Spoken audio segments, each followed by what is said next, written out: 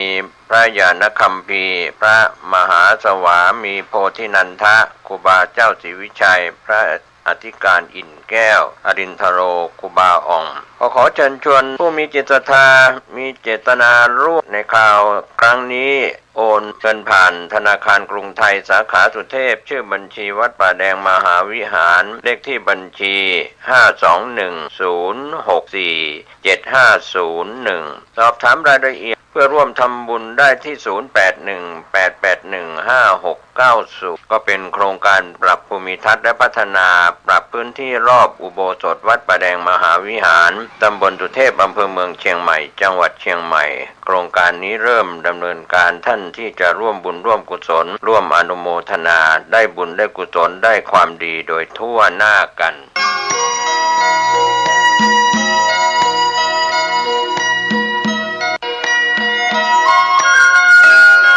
ข่าวสารเพื่อการประชาสัมพันธ์การจัดงานพิธีต้อนรับพระพุทธรูปเจ้าตาเขียวจำลองหน้าตักกว้าง9 ฟุต 2 นิ้วจัดงานพิธีต้อนรับระหว่าง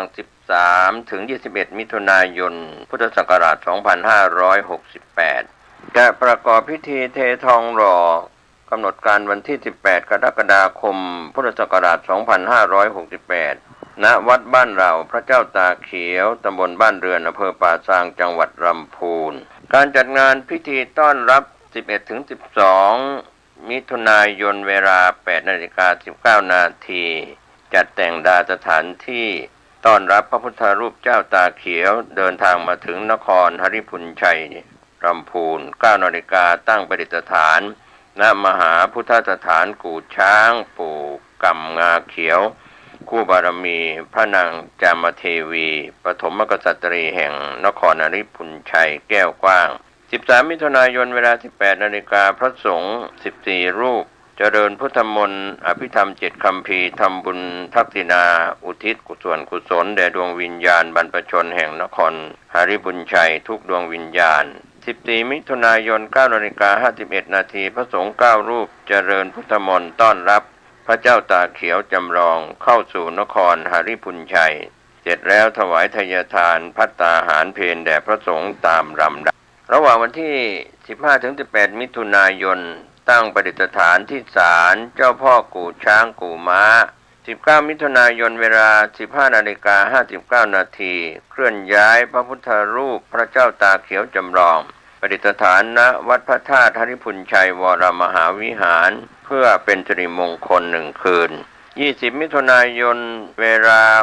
6:45 นาทีเคลื่อนย้ายจากวัดพระธาตุหฤพุนชัยวรมหาวิหารผ่านไปยังอำเภอป่าซางเข้าสู่อำเภอบ้านโฮ่งจังหวัดลำพูนประดิษฐานชั่วคราวณวัดม่วงโตนอำเภอบ้านโฮ่ง1 คืน21 มิถุนายนเวลา 6 นาฬิกาเคลื่อนจากวัดม่วงโตนอำเภอบ้านโฮ่งเข้าสู่วัดบ้านเหล่าพระเจ้าตาเขียวอำเภอป่าซางสถานที่ประดิษฐานถาวรต่อไปรายนามประธานสงฆ์พระครูภาวนาโสภิตไฝปัฒนาผู้ช่วยศาสตราจารย์ด็อกเตอร์เจ้าอาวาสวัดบ้านเหล่าพระเจ้าตาเขียวติดต่อสอบถามเพิ่มเติมร่วมอนุโมทนา 0969525159 มือถือ 0969525159 ได้ทุกวันรายนามคณะกรรมการที่ปรึกษาคุณย่าประกอบสุริยจันทร์คุณชวริศสุริยจันทร์ประธานมูลนิธิเจ้าพ่อกู่ช้างประธานสร้างพระพุทธรูปเจ้าตาเขียวจำลองคุณลักษณาจริยาวัฒกุลและญาติมิตรคณะกรรมการศรัทธาวัดบ้านเราพระเจ้าตาเขียวและศรัทธาประชาชนทั่วไปเป็นกรรมการก็ขอเชิญชวนศรัทธานักศีลนักบุญทั้งหลายร่วมในพิธีต้อนรับพระพุทธรูปเจ้าตาเขียวจำลองระหว่างวันที่13 ถึง 21 มิถุนายน พุทธศักราช 2568 ตามกำหนดการดังกล่าวเพื่อร่วมอนุโมทนาสร้างบุญสร้างกุศลร่วมความดีในการต้อนรับพระพุทธรูปเจ้าตาเขียวจำลองประดิษฐานถาวรณวัดบ้านเหล่าพระเจ้าตาเขียวตำบลบ้านเรือนอำเภอป่าซางจังหวัดลำพูนโดยพร้อมเพรียงกัน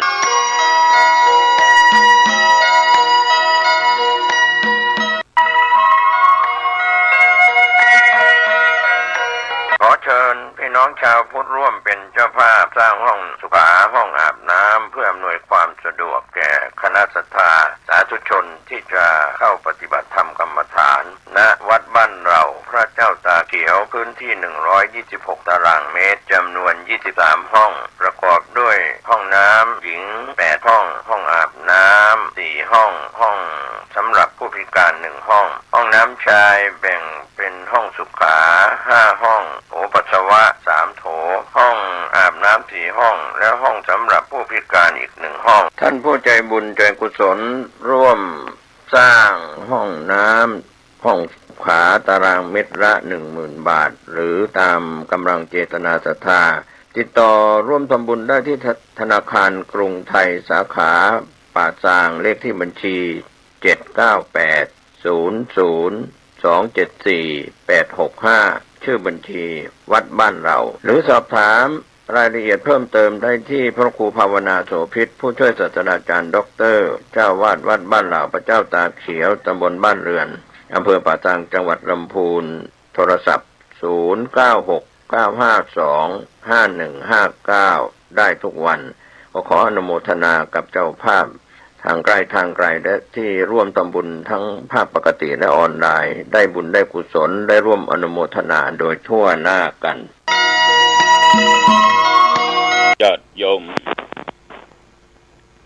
ท่านผู้ฟังทั้งหลายทุกท่านทุกคนก็มาพบมาพบกันอีกเช่นเคยในรายการปกิณกะธรรมะก็มาพบกันเป็นประจำทุกวันในเวลาเดียวกันนี้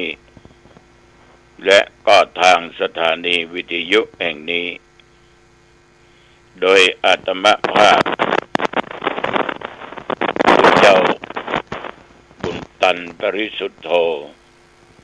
วัดหนองตองห่างดงจังหวัดเชียงใหม่ได้นำรายการ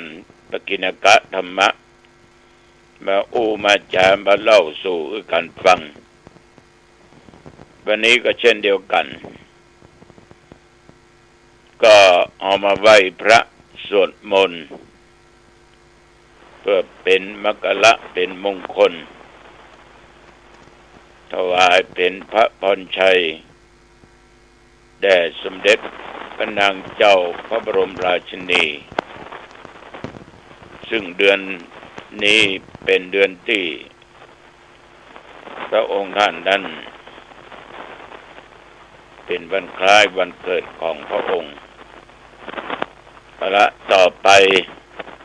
เราก็มาไหว้พระสวดมนต์กัน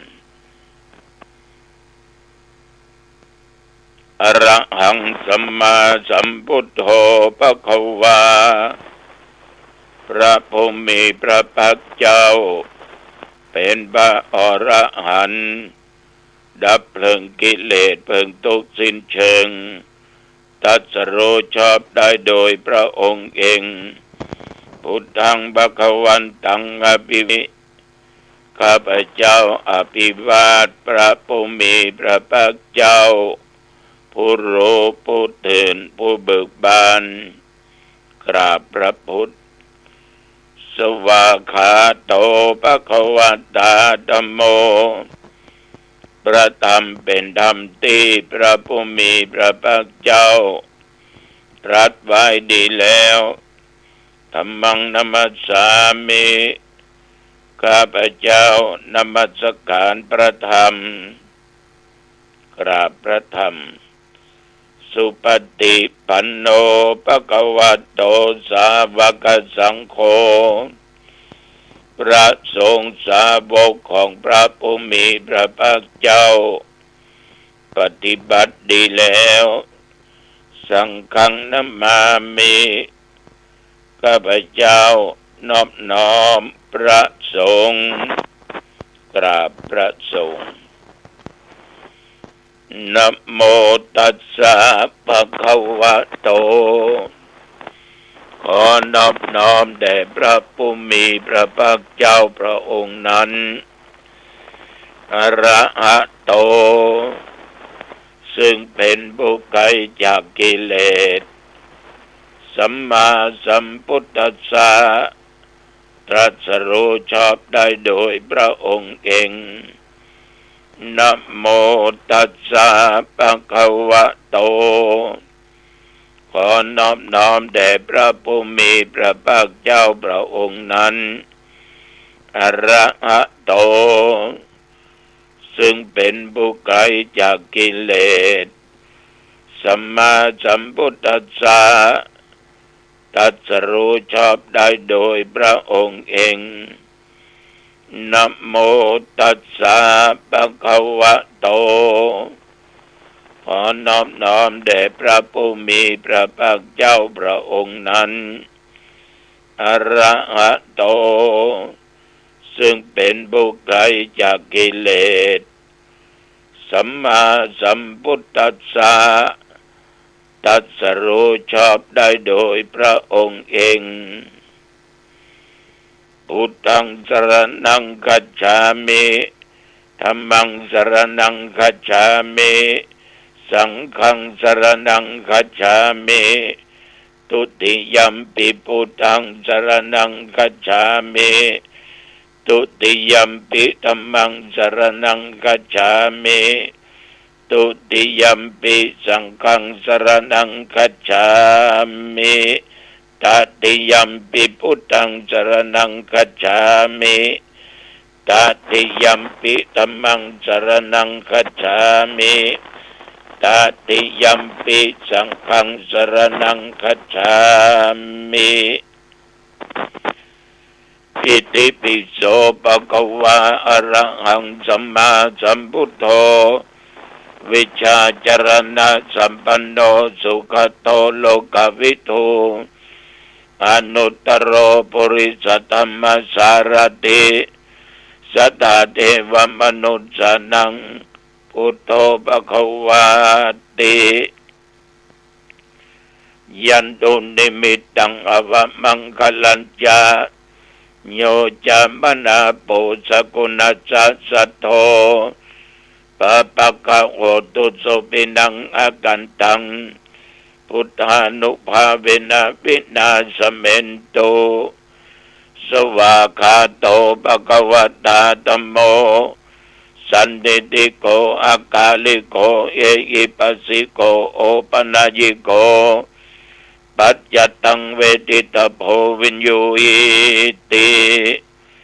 ยันตุนิมิตตังอวมังคลัญจาโยจมนาโปสกุณัสสะสัทโธปะปะกะโหตุสุปินังอากันตังธัมมานุภาเวนะวินาสเมนตุสุปฏิปันโนภะคะวะโตสาวกสังโฆอุชุปฏิปันโนภะคะวะโตสาวกสังโฆยายะปฏิปันโนภะคะวะโตสาวกสังโฆสามีจิปฏิปันโนภะคะวะโตสาวกสังโฆยะติตังจัตตาริปุริสยุคานิอัตถปุริสปุคลาเอสะภะคะวะโตสาวกสังโฆอาหุนายโยปาหุนายโยทักขินายโยอัญชลีกรณีโยอนุตตรังปุญญเกตังโลกัสสาติยันตุนิมิตตังอวมังคลัญจาโยจามนาโปสกุณัสสะสัทโธปะปะกะโหตุสุปินังอากันตังสังฆานุภาเวนะวินาสเมนตุวิปัสสิสานมัตโตจักขุมันตัสสะสิริมัตโตสิกิสเปนัมมัตโตสัพพพุทธานุกัมปิโนเวสพุทธานามัตโตนะหัตถกัสสะตปัสสิโนนัมมัตโตกะกุสันตัสสะมาราเสนะปมัตติโนโกนากัมมนัสสะนัมมัตโตพระมนัสสะปุสีวะโตกัสสปัสสะนัมมัตโตวิปมุตตัสสะสัพพทิ อังคีรัสสะนมัตโตสักกัญญาพุทธัสสะสิริมัตโตโยอิมังธัมมเตเสสิสัพพทุกขาปนุทันนังเยจาปินิพุทธาโลกเกยถาพุทธังวิปัสสิสุงเตชนะอภิสุนามะอันตาวิทัสสารธาหิตังเดวมนุสนังยังนมัสสันติโคตมังวิชาจรณะสัมปันนังมะอันตังวิทัสสารทังวิชาจรณะสัมปันนังพุทธังวันตามะโคตมันติยะโตอังภะกินเนอริยยะจติยะจโตนาปิชานามิสันจิจาปันนังชีวิตาวโรเปตาเตนะสัจเจนะโสติเตโอตุโสติคัปปัสสะโหชังโคสัตติสังกาโตธัมมานังวิจโยตัฏฐาวิริยัมปิติปัสสติโพชังคาจัตตถาปะเรสัมมาตุเปกะโพชังคาสัตเตเตสัพพทักษินามุนินาสัมมาทัคขตาภเวตาภอุลิกตาสังวัตตันติอภิญญายานิพพานายะยะโพธิยาเอเตนะสัจจวัชเชนะโสติเตโอตุสัพพทาเอกัสสมิงสมัยเยนะโทโมกัลลานัญจกัสสปังกิลาเนตุกิเตติสวาโพชังเคสัตตะเตสัญเยเตจะตังอภินันติตวาโรกามุจจิงสุตังคะเนเอเตนะสัจจวัชเชนะโสติเตโอตุสัพพทาเอกทาธรรมราชาปิเขลัญเยนะปิปิริโตจุนดาเตเรนะตัญเยวะปันนาเปตวานะสัทลังสัมโมติตวาจะอปัฏฐาตัมมาบุทธาสิธานะโสเอเตนะสัจจวัชเชนะโสติเตโอตุสัพพทาปะหินาเตจะอปัฏฐาตินันนัมปิมะเยสินังมัคคะอัตตกิเลสวะปัตตานุปติธัมมตังเอเตนะสัจจวัชเชนะโสติเตโอตุสัพพทา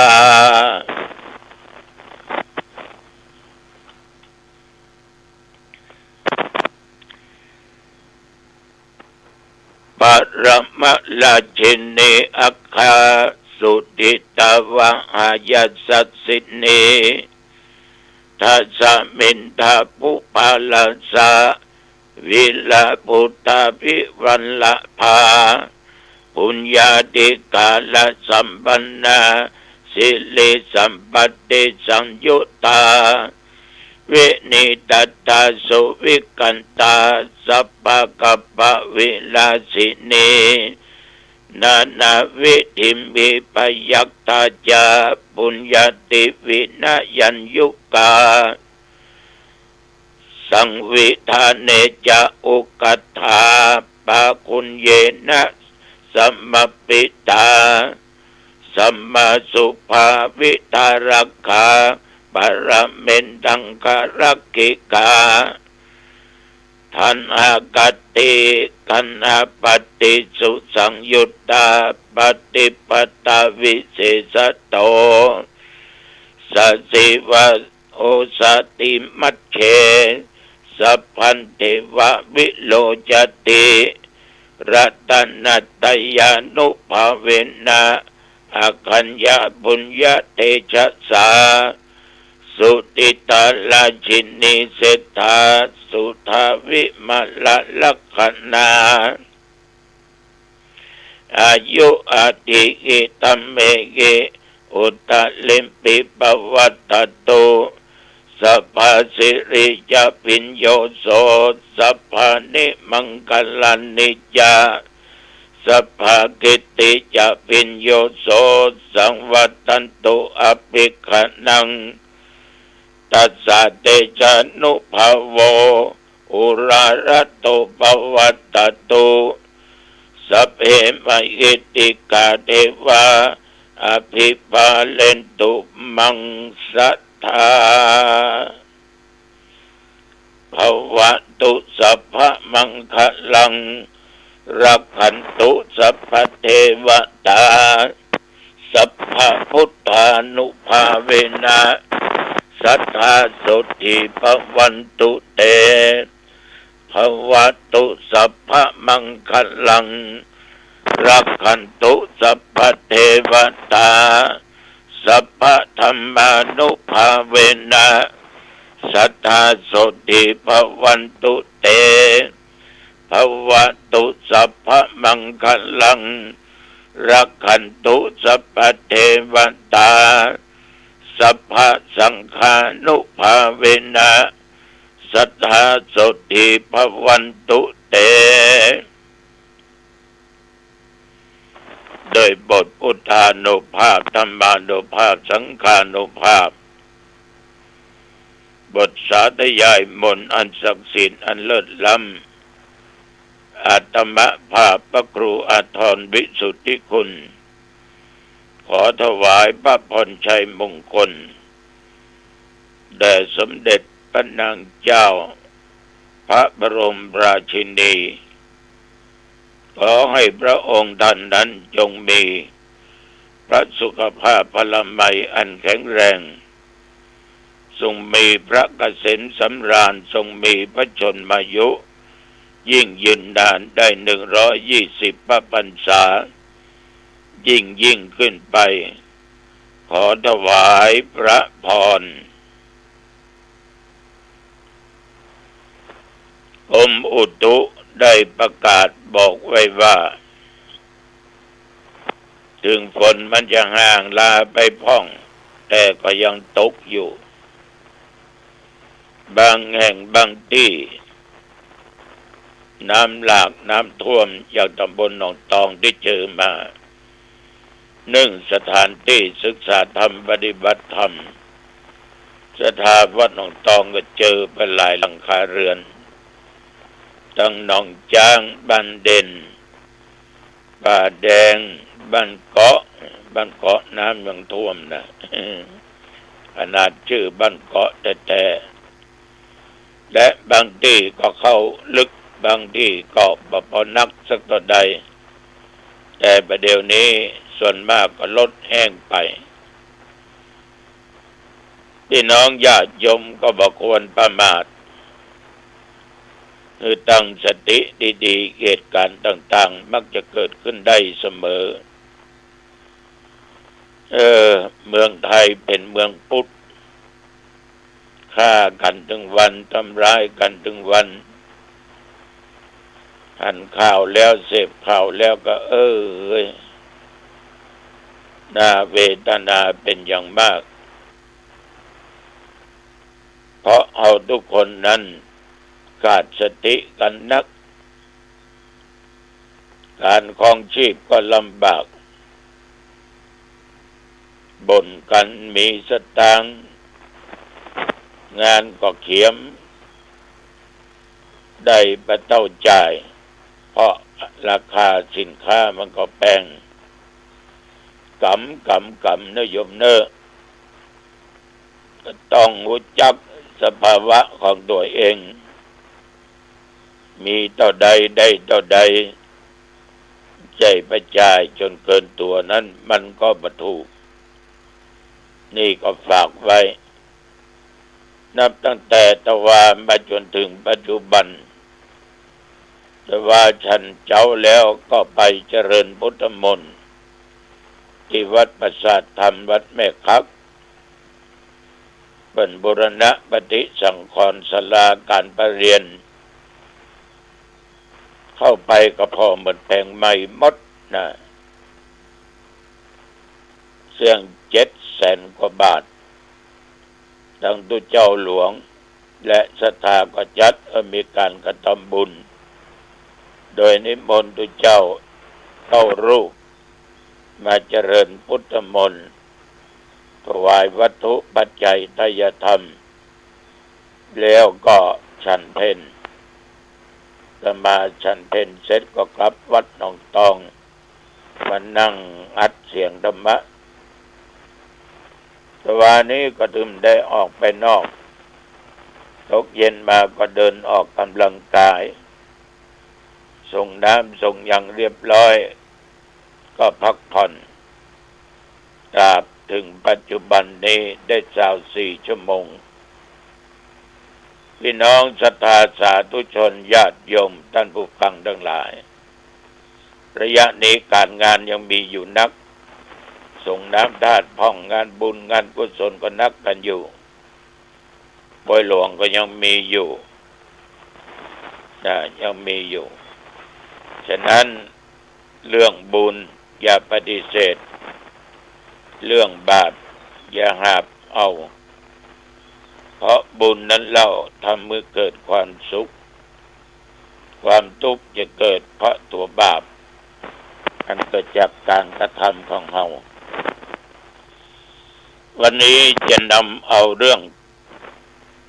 สุบินนนิมิตของพระเจ้าประสิทธิโกศลที่ได้ฝันว่ามีประชาชนจำนวนนักได้พากันใช้ภาชนะตักน้ำคนน้ำประเทใส่ในตุ่มใบใหญ่ใบเดียวกัน ทั้งที่ยังมีตุ่มใบน้อยๆหลายใบว่างเปล่าตั้งเรียงรายอยู่เป็นจำนวนมากก็มีภัยสักคนเอาใจใส่ตักน้ำเทใส่ตุ่มใบเล็กๆต่างคนก็ต่างเพิกเฉยพระพุทธเจ้าก็ทรงทำนายตายตักว่าอนาตกะการไปหน้าเนี่ยโลกคนนี้จะเกิดความสับสนวุ่นวายกันจนระดับสูงผู้บริหารบ้านเมืองจักเสื่อมเกียรติยศจะหมดวาสนาคนว่าดีมีความประพฤติชั่วร้ายจะได้เป็นใหญ่เป็นโต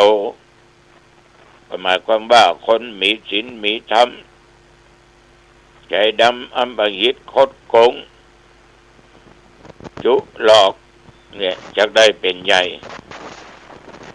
เป็นคนมีอำนาจวาสนาในทางด้านการปกครองเลยเป็นโอกาสทำการทุจริตคอร์รัปชันรับเอาโซยที่เป็นสินบนสินจ้างจนทำเมื่อพี่น้องชาวบ้านเกิดความเดือดร้อนไปทั่วทุกผลทุกแห่งเปรียบเสมือนกับที่ว่าคนทั้งหลายตักน้ำมาใส่กระตุ่มใหญ่หม้อใหญ่ใบเดียวโดยบ่ใส่ใจถึงตุ่มน้อยๆว่างเปล่าบ่มีน้ำมีไผตักเขาใส่เทเขาใส่ญาติโยมอันนี้ก็น่าคิดนะมันถึงมีละถึงได้ทุกโอกาสทุกข้อฟังสุบินนิมิตว่ามีสระบัวแห่งหนึ่งมีน้ำใสแล้วก็ลึกมีดอกบัวตูมบานสะพรั่งอยู่เต็มที่น้ำสัตว์ต่างๆทุกชนิดได้ลงไปดื่มไปกินน้ำในสระนั้นแต่ที่กลางสระบัวนั้นมีน้ำขุ่นมัวส่วนน้ำที่อยู่รอบๆขอบสระกับใสแม้มีสัตว์ต่างๆเหยียบย่ำและดื่มกินอยู่ ก็อัศจรรย์ใจยิ่งนักอันนี้เป็นคำฝันพระเจ้าก็ทรงทำนายว่าในอนาคตดูยมได้2,500 กว่าปีนะพระทำนายมานี่นะประเทศชาติที่เคยเจริญรุ่งเรืองราษฎรพี่น้องชาวบ้านอยู่กินกันด้วยความฮักด้วยความสมัครสมานสามัคคีจะมีความสงบสุขมันกลับจะกลายเป็นประเทศชาติที่ด้อยพัฒนาไปคือประชาชนยากจนลงเศรษฐกิจก็จะฝืดเคืองใช่มาเข้าถึงยุคเอาแล้วนะเพราะว่านักการเมืองข้าราชการระดับชั้นผู้บริหารบัตั้งมั่นดำรงอยู่ในศีลในธรรม ถ้าจะแท้เนาะการทำงานการประพฤติทุจริตปิดบังเอาภาษีอากรของพี่น้องไปใจไปกินพร้อมกับมีการใช้อำนาจบีบบังคับเอาสวยเอาสินบนจนเกิดความเดือดร้อนไปทุกสถานที่ประชากรประเทศนั้นต้องหนีไปอยู่ที่อื่นรวมกลุ่มกันสร้างรัฐเป็นอิสระอยู่กันอย่างปกติสุขฟังแล้วลองไปพิจารณาเนอะมันถึงจะเป็นอย่างเอี้ยญาติโยมท่านผู้ฟังทั้งหลายมันมาละมันเหมือนเปิ้นว่านะกะแอมน้อยคนอันเนี้ยจะได้แม่นกินบักแข้งบักแควงบักเขือคือคนอันนี้สมัยก่อนมันใหญ่มันสูงมันก็ลดลงตัวต้นบักแควงบักเขือสูงก็จะเป็นต้องแม่นเอาแต่ก่อนนี้เตวนี่ล้ำคุ้มมันน้อยน่ะพิจารณาห้ามเชื่อตุพิจารณาเอาเท็จจริงอย่างใดนั้นก็ลองพิจารณาเรื่องสุบินนะนิมิตคำฝันนั้นพระเจ้าก็จะแก้ว่าจะใดต่อไปก็ฟังกันต่อไปวันนี้อ่านว่าเป็นเวลาพอดีอายุวันโนสุขังพลังพบกันใหม่โอกาสหน้าเจริญพรสวัสดีครับท่านผู้ฟังที่เคารพข่าวชาวบ้านผมกาเกษตรเพชรสำริดบรรณาธิการข่าวก้าวหน้านิวกับการทำหน้าที่สื่อสารมวลชนของพี่น้องสื่อไทยสื่อเทศข่าวภายในประเทศข่าวจากต่างประเทศในรอบ24 ชั่วโมงท่านที่อ่านหนังสือพิมพ์ออนไลน์คลิกเข้าไปที่ www.9hnanew.com มีหนังสือพิมพ์ออนไลน์ที่พี่น้องสื่อสารสื่อทั่วโลกสื่อภายในประเทศสื่อท้องถิ่นต่างๆรายงานข่าวในรอบ24 ชั่วโมงข้อคิดฝากไว้ในเรื่องของการเปลี่ยนแปลงของความเป็นมนุษย์หรือของความเป็นสังคมที่หลังจากมีอินเทอร์เน็ตความเร็วสูงเข้ามาเปลี่ยนแปลงอารมณ์คนหนุ่มคนสาวคนแก่เด็กและผู้ใหญ่ก็เปลี่ยนแปลงแม้แต่บรรพชิต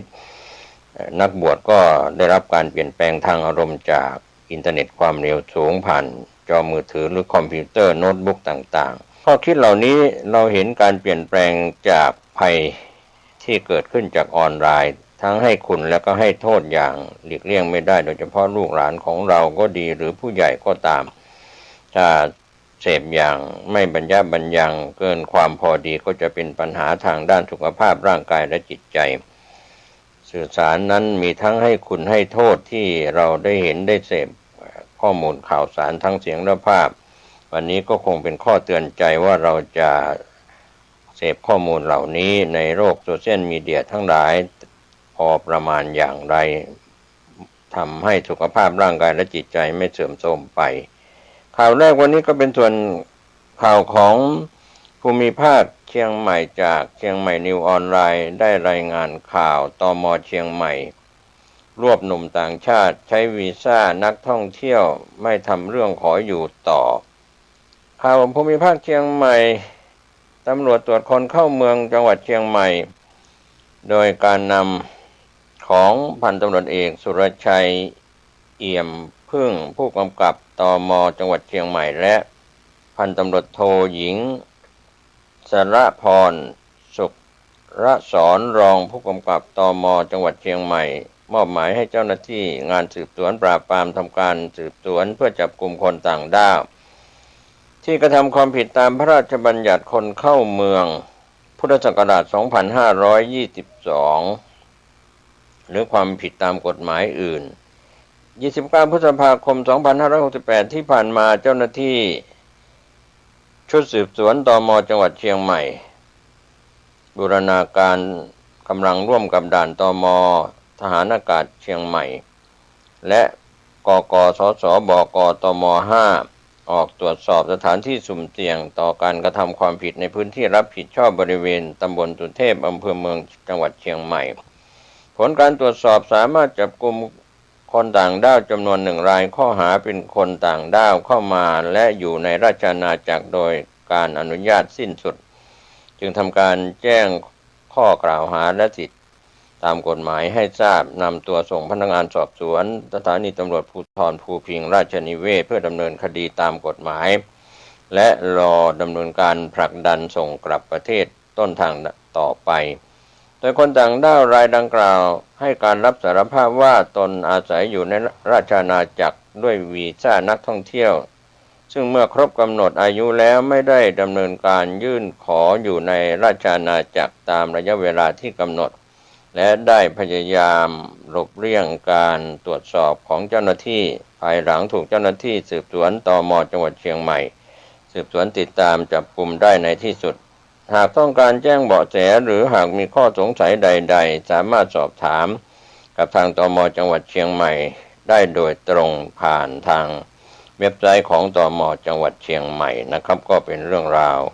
ของการจับกุมคนต่างด้าวนะครับก็คงมีซ่อนเร้นไม่ว่าจะเป็นแรงงานเถื่อนคนต่างด้าวเข้าเมืองเมียนมาลาวกัมพูชาหรือต่างชาติที่เข้ามาทำงานโดยไม่ถูกต้องก็คงมีในจังหวัดใหญ่ๆหรือทุกๆจังหวัดนะครับทำงานทั้งเป็นลูกจ้างตามร้านอาหารชาวพม่าไทยใหญ่หรือเขมรกัมพูชาลาวก็แล้วแต่รวมไปถึงทางส่วนของแต่ละจังหวัดที่มีคนต่างด้าวหลบหนีเข้ามาทำงานหรือมาประกอบการต่างๆก็ขอให้ทางตม.แต่ละจังหวัดเข้มงวดตรวจสอบในเรื่องของคนต่างด้าวที่มาแย่งอาชีพคนไทยทำงานข่าวคืบหน้าจะได้รายงานเพิ่มเติมไปทางด้านข่าวจากกรุงเทพธุรกิจออนไลน์ได้รายงานข่าวหัวข้อข่าวรับโอนเงินกว่า10 ล้านรวบสาววัยรุ่นบัญชีม้าแก๊งคอเซ็นเตอร์หัวข้อข่าวนี้ก็เป็นเหตุการณ์ที่เกิดขึ้น29 พฤษภาคมที่ผ่านมาช่วง 9 นาฬิกาเศษตามจับรับโอนเงินกว่า10 ล้านตำรวจไซเบอร์รวบสาววัยรุ่นบัญชีม้าแก๊งคอเซ็นเตอร์กรณีรับโอนเงินกว่า10 ล้านตำรวจไซเบอร์รวบสาววัยรุ่นบัญชีม้าแก๊งคอเซ็นเตอร์20 สิงหาคม 2565หลายปีที่ผ่านมาผู้เสียหายรายหนึ่งมีอาชีพค้าขายอยู่ในพื้นที่จังหวัดนครปฐมได้รับสายโทรศัพท์จากมิจฉาชีพแอบอ้างเป็นเจ้าหน้าที่จากไปรษณีย์ไทยสามารถบอกชื่อสกุลของผู้เสียหายได้ถูกต้องแจ้งว่ามีพัสดุตกค้างซึ่งภายในเป็นพาสปอร์ตของคนต่างด้าวสมุดบัญชีธนาคารที่มีชื่อผู้เสียหายเป็นเจ้าของบัญชีและบัตร ATM